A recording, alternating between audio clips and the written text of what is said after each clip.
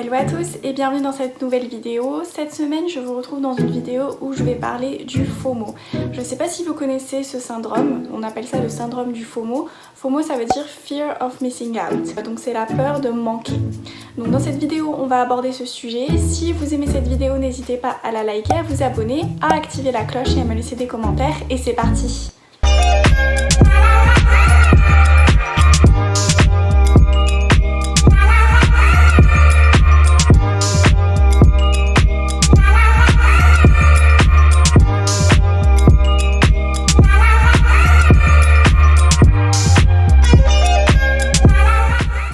Le FOMO, c'est pas la peur de manquer de nourriture, la peur de manquer d'argent ou la peur d'une pénurie, c'est pas ça le FOMO. Le FOMO, c'est la peur de rater quelque chose dans un contexte social. Par exemple, c'est la peur de rater une soirée ou de rater un événement parce que si les autres font des blagues sur cet événement, on a peur de pas les comprendre. Donc c'est ça le FOMO, c'est la peur d'être exclu d'un groupe parce qu'on n'a pas assisté à un événement avec l'ensemble du groupe. Donc le syndrome du FOMO, Fear of Missing Out, c'est vraiment la peur de passer à côté de quelque chose, de passer à côté d'un événement dont tout le monde parle, de passer à côté de moments où les gens vont tisser des liens d'amitié ou d'amour entre eux. C'est vraiment la peur de manquer ce moment où les gens tissent des liens et où on tisse des liens avec les autres. C'est aussi la peur d'être rejeté et d'être abandonné. Par exemple, je pense qu'il y a beaucoup de gens qui sont allés à des soirées même s'ils n'avaient pas vraiment envie, mais juste par peur de ne pas louper l'événement et de ne pas louper quelque chose auquel tout le monde assiste.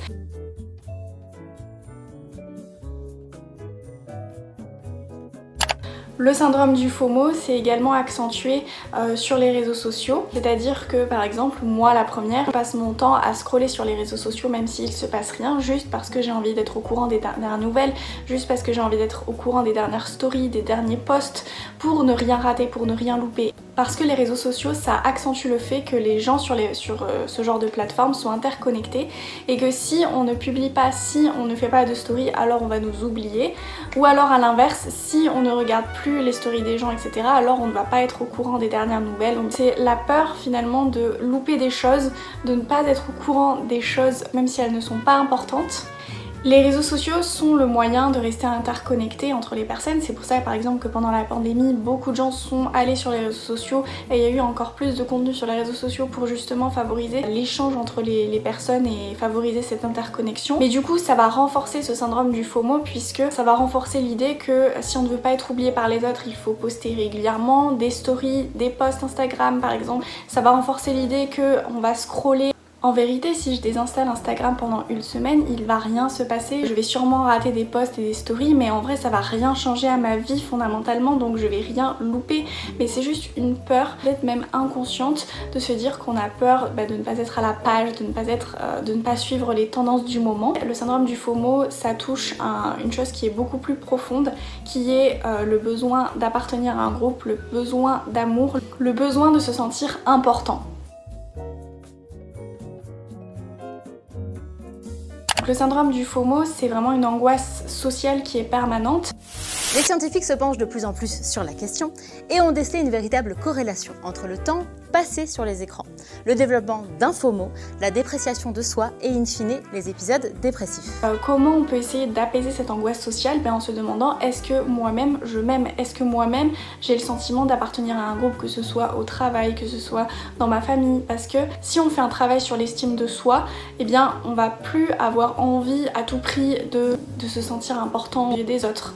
Si jamais vous avez une soirée, essayez de vous demander non pas qu'est-ce que j'ai à perdre si je n'y vais pas, mais plutôt qu'est-ce que j'ai à gagner si je n'y vais pas.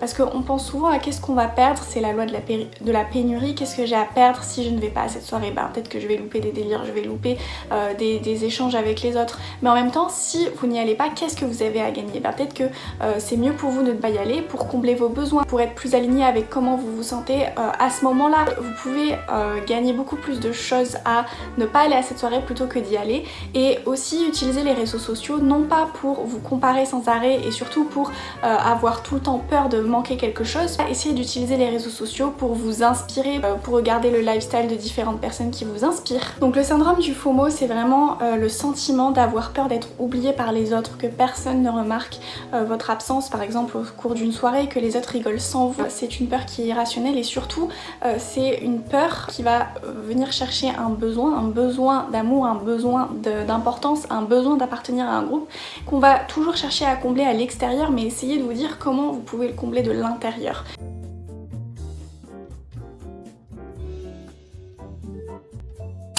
Et en plus, les réseaux sociaux et internet va intensifier le fait qu'on va se comparer à la vie des autres, que si les autres ont une vie incroyable, on va avoir l'impression d'avoir une vie horrible.